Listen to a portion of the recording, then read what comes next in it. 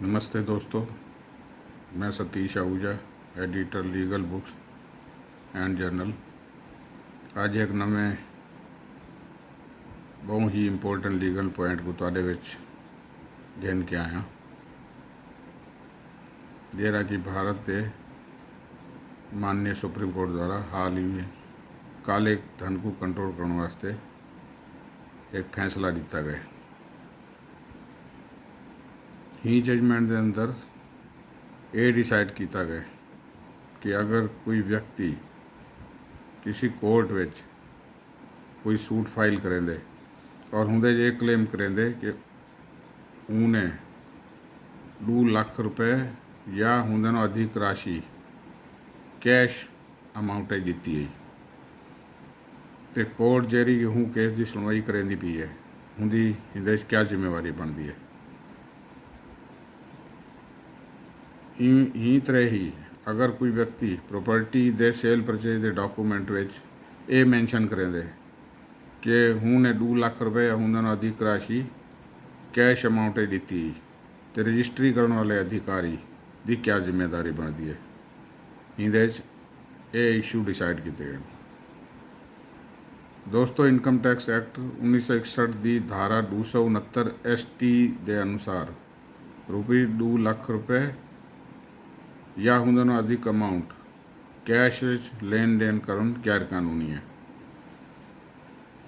अगर कोई भी आदमी 2 लाख रुपए या उन्होंने अधिक का कैश अमाउंट विच लेन देन करेंदे तो उल्लंघन करने वाले दे उत्ते 200 धारा उल्लंघन करने वाले दे उत्ते धारा है 271 DA of income tax act 1961 के तहत हूँ राशि के बराबर की राशि का जुर्माना लगते।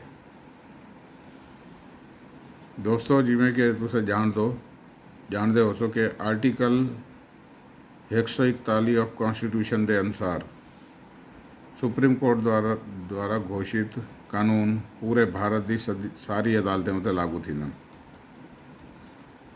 नाल ही आर्टिकल 129 के अनुसार सुप्रीम कोर्ट को कंटेम्प्ट ऑफ कोर्ट की सजा देने का अधिकार है। दोस्तों, एक कानूनी पॉइंट सुप्रीम कोर्ट ने correspondence RBANMS educational institution versus B Gunasekhar and other case आखी है। B Gunasekhar B.GUNASHEKAR B Gunasekhar के केस आखी है, जिसका कि सिविल अपील नंबर 5200 ऑफ 2025 है और इनका फैसला 16 अप्रैल 2025 को सुनाया गया। ही केस विच याचिकाकर्ता ने दावा किए कि संपत्ति बेचण का सौदा प्रॉपर्टी बेचण का सौदा 9 करोड़ इत्थे आई और उन्हें 75 लाख रुपए एडवांस नगद दिते, कैश अमाउंट दिते। ऑनरेबल सुप्रीम कोर्ट ने ही केस आखे कि इतना बड़ा कैश अमाउंट भुगतान करने का सोर्स दसन पैटिशनर की जिम्मेवारी है।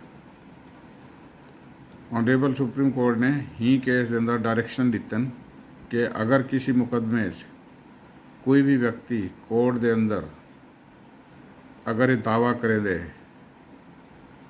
कि उन्हें 2 लाख रुपए या उन्होंने अधिक अमाउंट कैश दिते, तो अदालत जेरा कि हूँ केस की सुनवाई करेंदी पई है को हिंदी सूचना हूँ एरिए के इनकम टैक्स डिपार्टमेंट को देनी पोसी और इनकम टैक्स डिपार्टमेंट ये जांच करे सी कि धारा 269 ST का उल्लंघन थे या क्या नहीं था।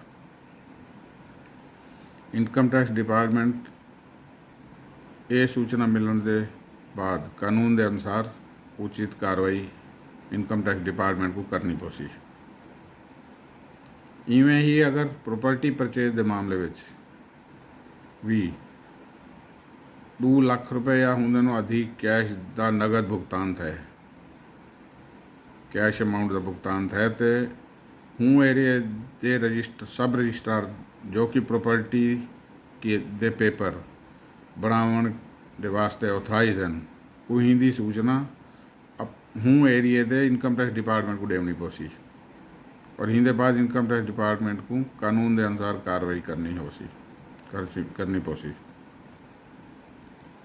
ऑनरेबल सुप्रीम कोर्ट ने ही जजमेंट के अंदर ये भी क्लीयर कर दिता है कि यदि इनकम टैक्स डिपार्टमेंट को किसी दूजे सोर्स नो जिमें गैस असेसमेंट या जांच के दौरान पता चल दे कि प्रॉपर्टी की डीलिंग है 2 लाख रुपए या होंदे अधिक नगद अमाउंट दिता कैश अमाउंट दिता गया ही और रजिस्ट्री करने वाले अधिकारी ने ही सूचना नहीं दी तो ये गाल जी राज्य स्टेट या यूटी केंद्र शासित प्रदेश दे चीफ सेक्रेटरी को दसी वेसी और चीफ सेक्रेटरी हूँ रजिस्ट्री करने वाले अधिकारी के खिलाफ कानूनी कार्रवाई करे सी करना जरूरी है।